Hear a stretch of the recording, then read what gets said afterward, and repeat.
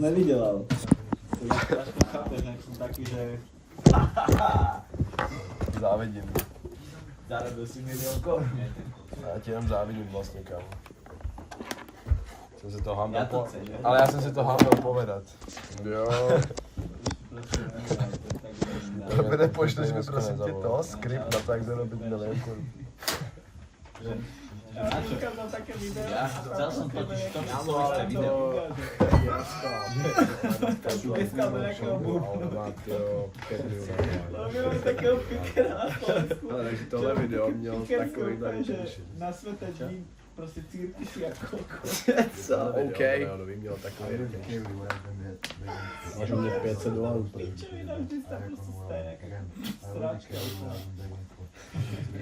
Čo bolo včera ten legendárny affirmation? Again.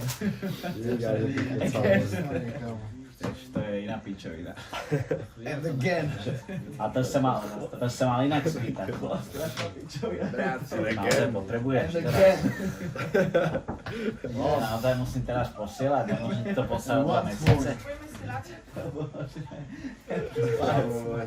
Jebe, čo je problém, že si pošlem. Nepošlem ti to. Prečo? Predstavujem nejaké virtuálne pičoviny, čo pivo. To sú tu tie kamery, to... Edvardo! Strašná pohoda. Ale je to tak reálne? Jakoby... Any day of the week. Korejský teda tebe křič.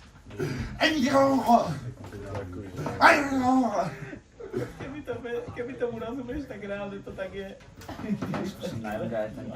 Pokud to tam nebyli, tak je taký, že... Ja si to robím na prdel. Atmosféra je taková, že jako...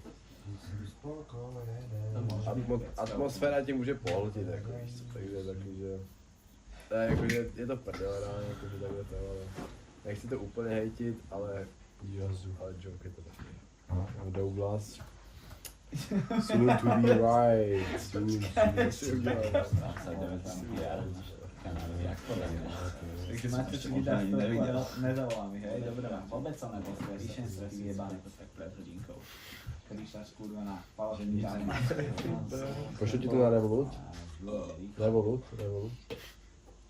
Čakaj, ja to idem nájsť, to je extra dobrý reels. My si posielali také reels na... Českých korun. Oni tam nebyli na tom fotbale. Myslím, že to bejtili, kámo.